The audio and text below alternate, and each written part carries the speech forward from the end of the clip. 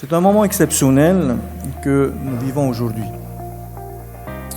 Comme je l'avais annoncé lors de la dernière conférence de presse sur le choix des lauréats du village tahitien, je suis heureux de vous réunir en ce jour qui marque une étape décisive dans la concrétisation du village tahitien, dans ce projet d'aménagement majeur du développement économique de notre Fénois.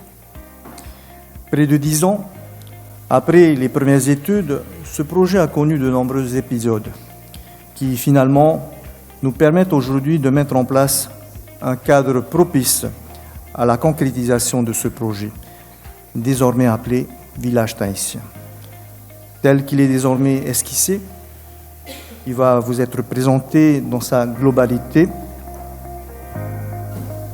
Les leçons tirées des échecs précédentes ont permis de redéfinir l'envergure du projet, de le redimensionner afin qu'il soit compatible avec nos capacités d'investissement, de réalisation et qu'il réponde aux attentes des investisseurs et des acteurs polynésiens du tourisme sur lesquels nous avons décidé de parier en les associant pleinement à la dernière consultation.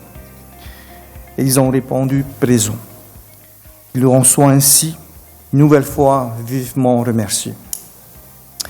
Ainsi, les silos hôteliers représentent un programme d'investissement local privé de 943 clés d'hôtelières supplémentaires pour un montant total près de 60 milliards sur un programme lissé sur 8 ans.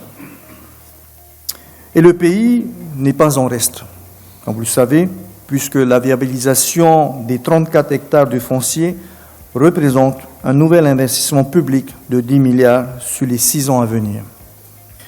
L'ensemble de ces 6 projets générera un volume d'emplois conséquent.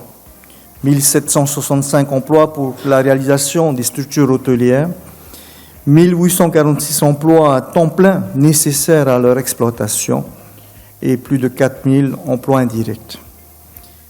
La population ne sera pas exclue de cet aménagement, car elle pourra bénéficier d'un grand parc réaménagé, d'une plage publique, d'un espace culturel et d'une marina promenade. Nous sommes vraiment dans un projet qui a trouvé une dimension inclusive que nous souhaitions et qui manquait probablement aux projets précédents, notamment internationaux, qui s'apparentaient parfois à des ghettos touristiques.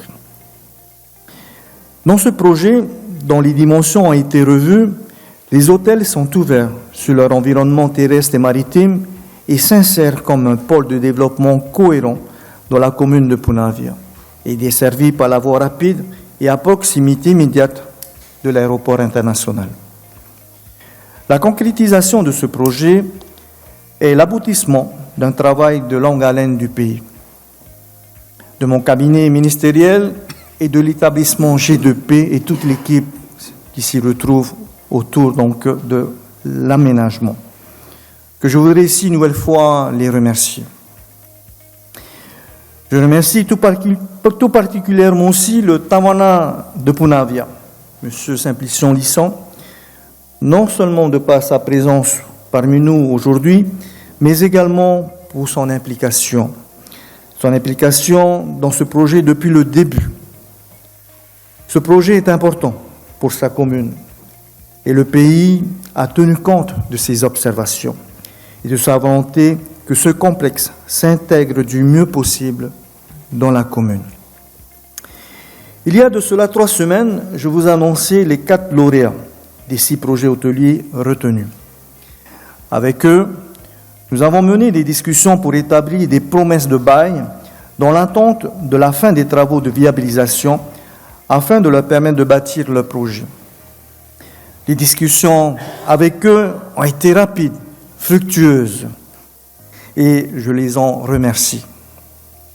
Toutes les parties se sont entendues sur les mêmes conditions financières et les mêmes termes des contrats à venir pour réaliser les 6 nouveaux hôtels au sein d'un nouveau centre d'activité économique et de loisirs sur la commune de Punavia.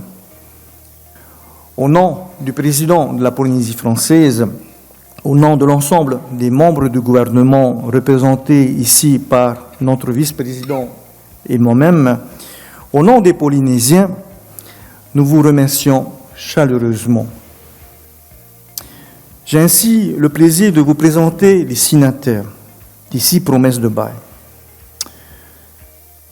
Monsieur Yann Bailey, président de la société Beachcomber Tahiti, qui s'engage sur le lot 1 pour un projet de résidence hôtelière 5 étoiles de 183 clés pour un investissement global de 15 600 millions.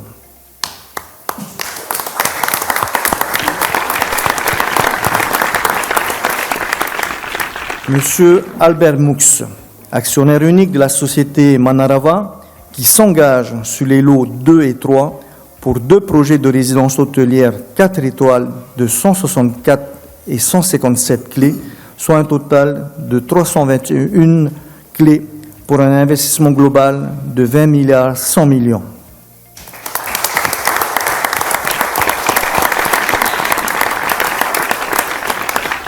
Madame Nancy Van, représentante du groupe Louis Van, qui s'engage sur les lots 4 et 5 pour un projet de résidence hôtelière 4 étoiles de 163 clés et un projet de résidence hôtelière de 3 étoiles de 158 clés, soit un total de 321 clés pour un investissement global de 20 300 millions.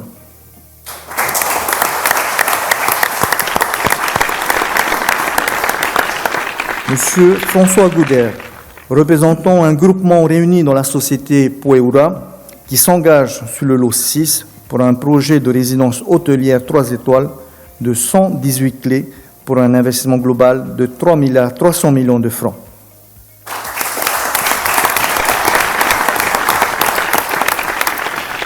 La signature des baux définitifs ne pouvant intervenir qu'une fois les remblais ont gagné sur main réalisée, nous allons signer devant vous et en présence de Maître Brice Chan, que je salue au passage et lui dire merci pour la rapidité de la commande, 6 promesses de bail qui fixent les clauses principales des futurs baux, à savoir la durée de 99 ans, le montant du loyer, la période d'exonération des loyers pendant la durée de la réalisation des travaux, le sort des biens en fin de bail, l'engagement sur un planning prévisionnel des travaux. Ces promesses apportent ainsi des garanties réciproques nécessaires aux parties pour avancer dans les études de permis de construire et les travaux de viabilisation.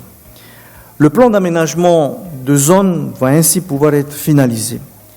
Les travaux d'assainissement sont en cours, de même la livraison des matériaux de remblai et les travaux de terrassement vont pouvoir démarrer tout au long de cette année. L'ensemble des travaux de viabilisation s'achèveront au plus tard en 2008, d'ici 5 ans. Une première partie de la zone, comprenant les terrains d'assiette des lots 1, 2 et 3, sera disponible dès 2024, offrant la possibilité d'ouverture des 3 premiers hôtels des lots 1 et 2 et 3 avant 2028. Les 3 autres lots pourront ouvrir leurs portes en 2031. La signature de ces 6 promesses de bail marque ainsi le démarrage concret des travaux de réalisation du village tahitien, je dirais même qui constitue symboliquement la pose de la première pierre de ce projet. Cette nouvelle phase opérationnelle nous imposera encore de relever de nombreux défis avant les ouvertures au public et l'accueil des visiteurs. Mais le cap est désormais fixé avec un calendrier clair.